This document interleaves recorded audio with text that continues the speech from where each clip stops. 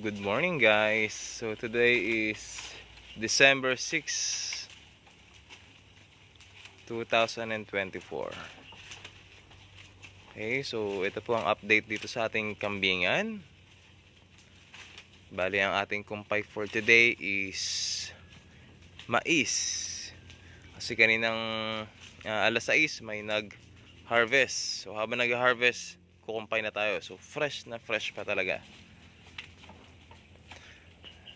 Okay. So medyo malaki na rin itong mga dappled natin. 8 months old. Kailangan is hanggang March to April ang breed ko sa kanila. Sabi ko kasi noon February. Kaso 11 months. Mas maganda talaga masagad sila sa at least 1 year. At least 1 year. Kung ito nga si Jamie, tingnan nyo, na to? 13 months old. Hindi, ang alam ko 15 months old na to eh. Laki ng katawan, no? Nagkamali ako nung una. Akala ko buntis na siya, hindi pa. So, guess what? Hindi pa rin nalaki kasi yung kanyang milk bag eh. Wala pa rin laman eh. Tsaka pinurga ko siya. So, yung pinurga ko naman, wala namang lumabas.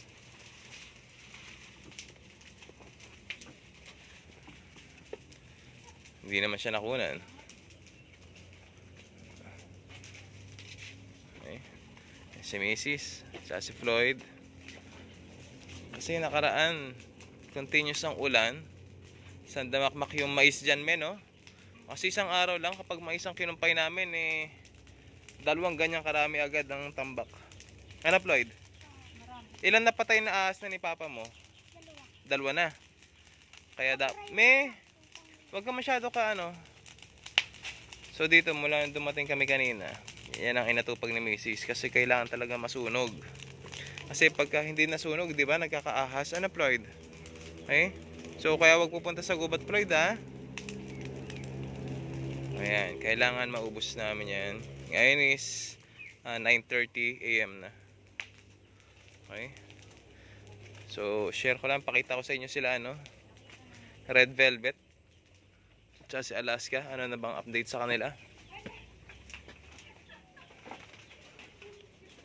Yan. Si Red Velvet ay parang buntis pa rin. Alas 9 pala ng umaga.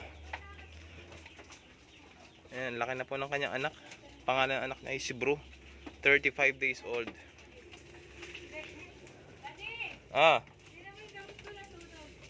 Nako, sabi ko sa'yo, huwag kang makulit, mami. Nasunog yung damit niya. Nako po. Okay. So, ito, pinost na natin sa panibago nating Facebook account na magkakambing lang. Dinilit ko na kasi yung aking Facebook page. Kasi yung aking Facebook page is maraming pamilya nakakaalam. So, mas maganda pa yung mga hindi mo kakilala eh. Yung mga nakakaalam ng ginagawa mo. Continuous ka lang. So, ito. Na-post ko na doon, no? Ayan. Ito po ang for sale natin. Pwede na siya ipa-reserve. March 3 po ang release. 4 months. Presyo niyan is 22,000. Pure breed po yan, ha? And then, dappled line. US po yung kanyang tatay. Kita nyo naman po, sa inahin pa lang. Kung gaano kalaki. Lalo na sa personal to.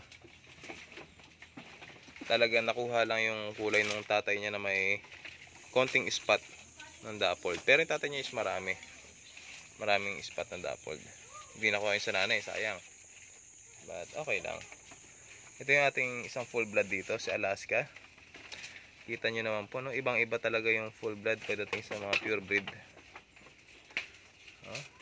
Talagang lalaki ng pata. Ito naman si Ruby. 2 months. Ano ba? Sa 18, 3 months na siyang buntis. Malaki na rin. Malaki niya si Ruby. Malaki na rin agad yung milk bag niya. So yung nakaraan, kung makikita niyo sa akin mga post, si Jumbo. Mura ko lang binenta si Jumbo. Si Jumbo kasi is F4, F3 kasi ito si Ruby. No? So ito, painted, which is mas maganda yung anak, mas maganda yung kulay niya.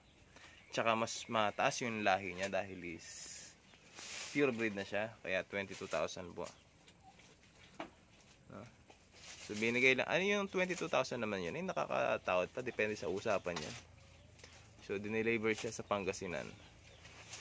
Anak ni Ruby yun. So hopefully sana makadalwa naman tayo kay Ruby ngayon kasi last is isa lang eh. Pero kung ano yung kalabasan is be thankful pa rin tayo. Hindi pa pwedeng pagpipilitan na natin na dapat tatlo anak, dapat dalawa anak. Pero ako masaya na ako sa dalawa. Hindi ko hinahangad ng tatlo kasi pag tatlo masyadong kawawa yung inahin. Pati ako magkakaroon pa ng obligation na magpadede. Naranasan ko na dati yun. Laking oras na kinakain. Ayan o. Ewan ko pa naman kapag nagutom sila dyan. 40 minutes ko lang ito kinumpay. 30 to 40 minutes. Ayan. Ewan ko lang naman. Sabi ko nga, pag ako nagpakain talaga, bloat kung bloat. Sagad-sagad. Mag-alas 10 pa lang, kita nyo na yung tiyan. Pag sabit ng mga alas 11 yan, hihiga na. Hindi nakakain yung mga yan. Papahinga na ulit yan. Ito si Jamie, oh. Pero parang nagkakalaman yung milk bag niya eh. Hindi ko sure. May hanap. Hindi natin kita. Ano, Jamie? So, yan.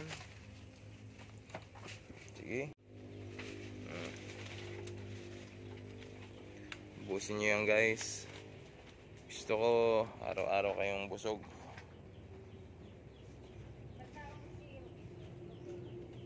Kagabi raw kasi naungot si Ruby. Tumawag sa akin kuya ko.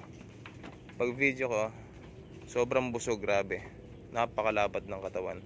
Ikahapon, namukumpay ko, madre kakao. Baka siya umubos lahat.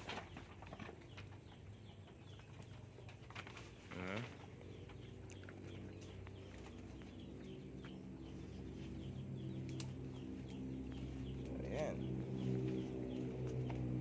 Madami-dami yan.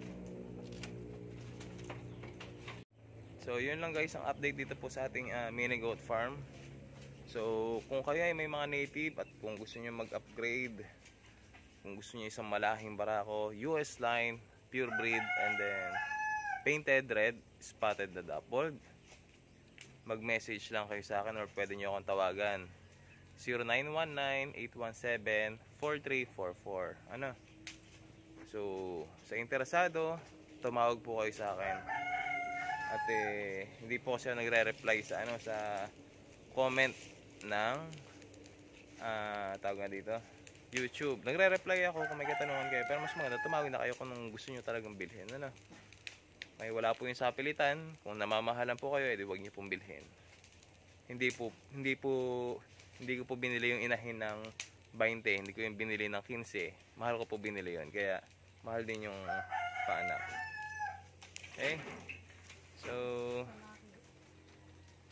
yan, magandang pang upgrade yan guys. Okay?